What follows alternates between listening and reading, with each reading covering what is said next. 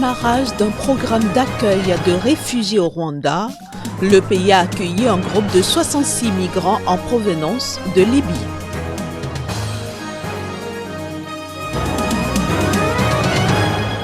Plus de 300 garçons secourus par la police de Kaduna au Nigeria.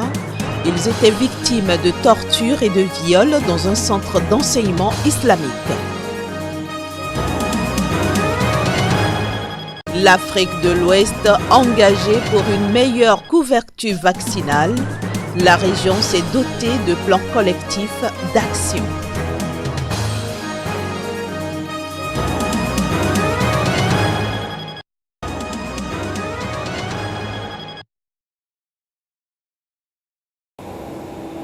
Le Rwanda, qui compte 12 millions d'habitants, s'est dit prêt à accueillir jusqu'à 30 000 personnes. Dans ce cadre, Kigali a signé depuis septembre un accord avec l'Union africaine et le HCR pour accueillir des réfugiés et demandeurs d'asile africains bloqués en Libye. Le Haut Commissariat pour les réfugiés a annoncé l'atterrissage jeudi à Kigali du premier groupe de réfugiés constitué de mineurs isolés, de mères célibataires et de familles. La plus petite passagère était un bébé de 2 mois, né en Libye de parents somaliens. Un autre avion avec 125 personnes est prévu mi-octobre, d'après un responsable de l'ONU. Les réfugiés seront accueillis dans un centre de transit avant d'être réinstallés en plusieurs points du territoire rwandais. Ils pourront aussi être rapatriés s'ils le souhaitent dans leur pays d'origine. Selon l'ONU, 42 000 réfugiés d'Afrique subsaharienne se trouvent actuellement en Libye.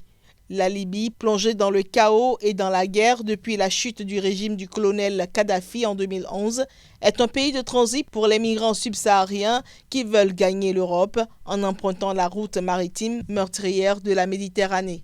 En attendant de passer, ils travaillent en Libye ou se retrouvent coincés dans des centres de détention où ils sont maltraités, exploités, voire tués dans les combats qui ravagent le pays.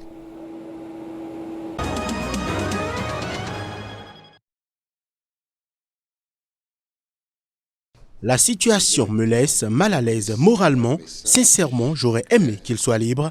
Il s'agit là des mots lâchés par Kais Saied lors d'une interview diffusée par la télévision nationale.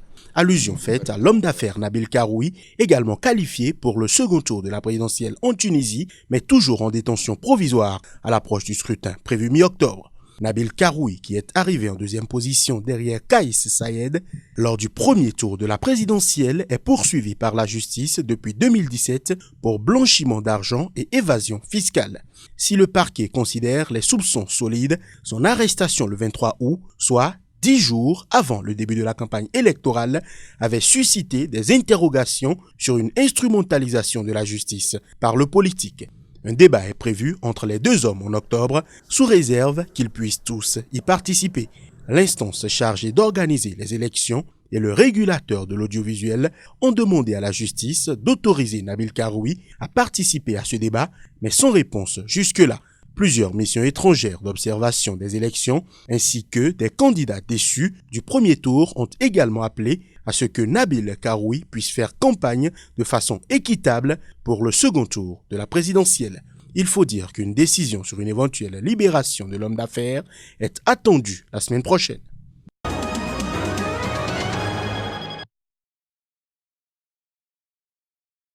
C'est un raid mené jeudi soir dans une maison du quartier Rigaza qui a conduit à la découverte des élèves et étudiants vivant dans des conditions inhumaines et dégradantes sous couvert de leur apprendre le Coran et de les redresser. D'après le porte-parole de la police de l'État de Kaduna, Yakubu Sabo, le propriétaire de l'établissement et ses 6 assistants ont été arrêtés.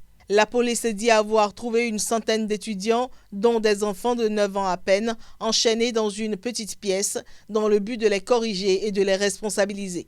La source précise que beaucoup d'entre eux portaient des cicatrices sur le dos. Certains d'entre eux ont déclaré avoir été violés par leurs professeurs. La police a également trouvé une chambre de torture où des élèves étaient suspendus à des chaînes et battus lorsque les enseignants estimaient qu'ils avaient commis une faute. Le raid policier a été lancé suite à des plaintes répétées de voisins qui se doutaient que quelque chose d'anormal se passait à l'intérieur de l'école. Les victimes étaient de nationalités différentes et 2 d'entre elles ont déclaré lors de leur interrogatoire qu'elles avaient été amenées par leurs parents du Burkina Faso. Ouverte il y a une dizaine d'années, l'école hébergeait des étudiants amenés par leur famille pour leur apprendre le Coran, mais surtout remettre dans le droit chemin de petits délinquants ou consommateurs de drogue.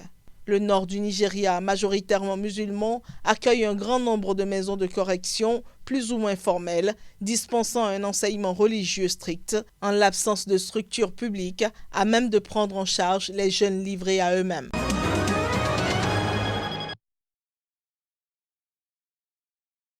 Le président Emmanuel Macron a rendu hommage au cours d'une allocution télévisée à Jacques Chirac, estimant qu'il incarna une certaine idée du monde, notamment lorsqu'il a su reconnaître, lors du discours de Veldiv, les responsabilités dans les heures les plus sombres de la Seconde Guerre mondiale. Il poursuit qu'il a été capable de s'élever contre une intervention militaire injustifiée lorsqu'il refusa en 2003 l'invasion de l'Irak. Jacques Chirac était un destin français.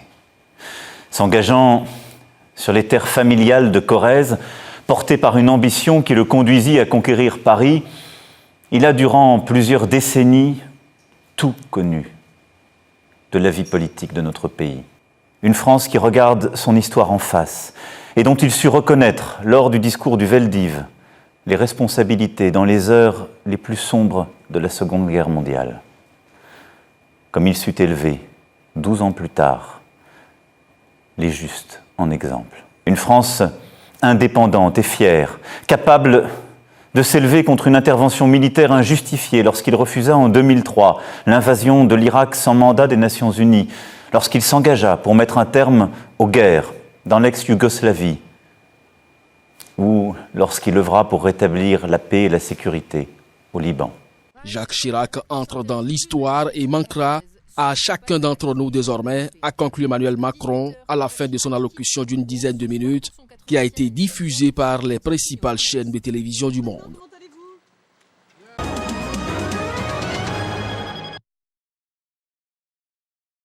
Peu après l'annonce du décès de Jacques Chirac, le Premier ministre libanais Saad Hariri, dont la famille était proche de l'ex-chef d'État français, a, dans un entretien, expliqué qu'il pleurait sa disparition comme celle d'un membre de sa famille. J'ai senti une très grande tristesse, une tristesse que j'ai sentie quand j'ai perdu mon père, un peu.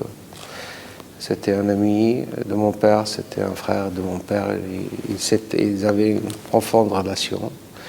Et il était un personnage de politique mondiale.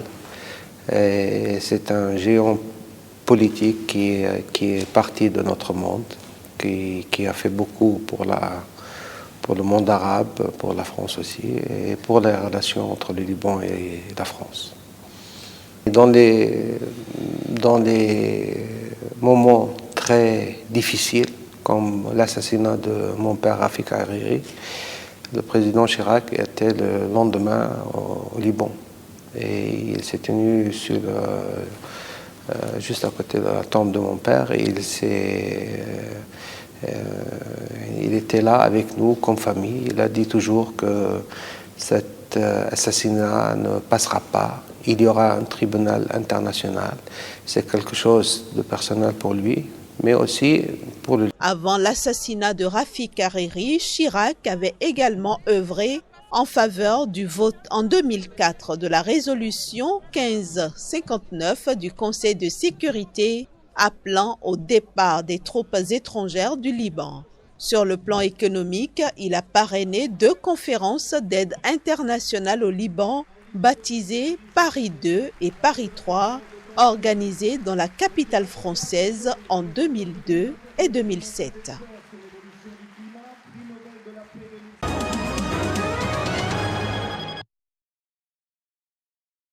Il a été aussi pour moi un grand homme d'État. D'abord, en tant que président de la République, c'est un homme tolérant, un homme de dialogue. Et c'est un homme qui a fait beaucoup dans le secteur du handicap, dans le secteur des entreprises. Je pense que c'est quelqu'un on regrettera Jacques Chirac en Corrèze et je pense qu'on le regrette aussi au niveau national. Et lui, il savait décrocher le téléphone. Moi, je recevais régulièrement des petits coups de fil en me disant « Alors, comment ça va, les vaches, c'est comment, le monde rural ?» Voilà, où il s'interrogeait sur des choses, il posait des questions. Moi, je me suis vu aller boire un verre avec lui. Et il se serait vexé si j'y avais pas été. Il m'a dit « Vous avez fini votre garde, venez avec moi, on va aller boire un verre. » Et puis, on a parlé de choses et d'autres. De ma situation de famille, tout et tout. Il arrivait d'un voyage, il prenait l'avion, il se posait à Paris. La première des choses qu'il faisait quand il descendait de la voiture, il venait nous dire bonjour. Il nous disait, vous n'avez pas vu monsieur, madame Intel, il connaissait tout le monde.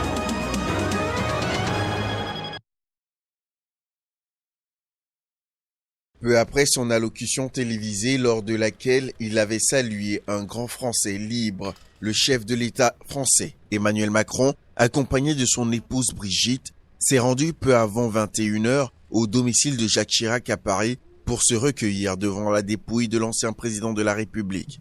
Jacques Chirac, qui n'apparaissait plus en public depuis plusieurs années, fut président pendant 12 ans. 2 fois Premier ministre, 3 fois maire de Paris, créateur et chef de parti et ministre à répétition. Il restera sans doute dans l'histoire comme le président français qui, en 2003, a refusé de participer à la guerre en Irak voulue par les États-Unis. Son nom a aussi été mêlé à plusieurs affaires judiciaires et il a été le premier président français à être condamné par la justice en 2011 dans une affaire d'emploi fictif. L'ancien président de la République Jacques Chirac, mort ce jeudi, sera inhumé lundi 30 septembre 2019 au cimetière du Montparnasse à Paris, où repose déjà sa fille Laurence, décédée en 2016.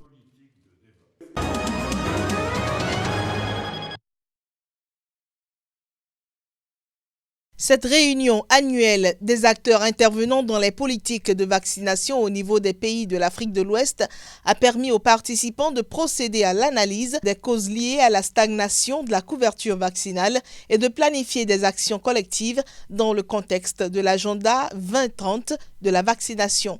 Les défis sont considérables. Malgré les efforts faits par nos pays pour vacciner chaque année un peu plus d'enfants, le nombre d'enfants non atteints par nos programmes nationaux reste encore élevé. Plus de 20% de nos cibles n'ont pu être atteintes en 2018.